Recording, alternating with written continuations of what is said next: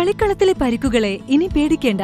എല്ലാവിധ സ്പോർട്സ് ഇഞ്ചുറികൾക്കുമുള്ള സമഗ്ര പരിഹാരം ഇവിടെയുണ്ട്. ABC orthopaedic hospital, near Kairali theatre, Calicut road, Manjeri. താരക പെണ്ണാളേ കതിരാടും മിഴിയാളേ, തമ്പൂരാനെത്തിയിടും മുമ്പേ കരിഞ്ഞാടും കൊര പറിച്ചാട്ടേ. കൂട്ടുകാരെല്ലാം തുടികൊട്ടി ഉച്ചത്തിൽ പാടിയപ്പോൾ കുഞ്ഞു ദീക്ഷിതിന് വാക്കുകളൊന്നും പുറത്തു വന്നില്ല. അരികിലിരുന്ന മാതാവ് നിഷയുടെ കണ്ണു നിറഞ്ഞു.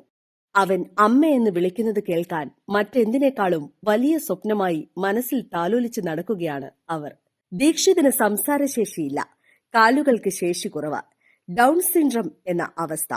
പിറവി മുതൽ പ്രായത്തിനൊത്ത് അവന്റെ തനുവും മനവും വളരാനായി പ്രാർത്ഥനകളെ കണ്ണീരിൽ നനച്ചിട്ടുണ്ട് നിഷ.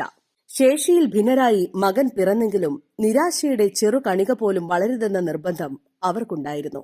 അവനെ ചേർത്ത് പിടിച്ച് തിങ്ങി നിറഞ്ഞ വിദ്യാർത്ഥികൾക്കിടയിൽ അമ്മ ആത്മവിശ്വാസം പകർന്നു.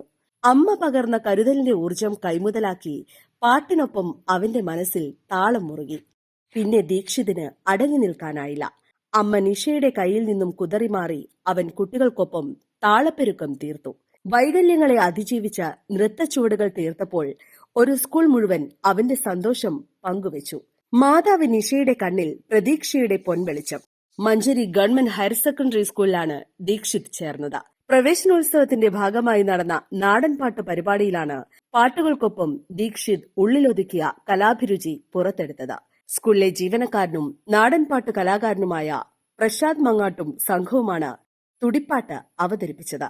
സംസാരശേഷി ഇല്ലാത്തതിനാലും കാൽപാദങ്ങളുടെ നേരിയ വളവും നിമിത്തം പ്രത്യേക പരിഗണന അർഹിക്കുന്നവരുടെ വിഭാഗത്തിലാണ് ഉൾപ്പെടുന്നതെങ്കിലും പൊതുവിദ്യാലയത്തിൽ മറ്റ് വിദ്യാർത്ഥികൾക്കൊപ്പം വിടാൻ തീരുമാനിക്കുകയായിരുന്നു. പരിമിതികളുടെ വഴിതടയലിൽ ദീക്ഷിത് വഴിമാറി നടക്കരുതെന്ന അമ്മയുടെ നിർബന്ധമായിരുന്നു അതിനു പിന്നിൽ.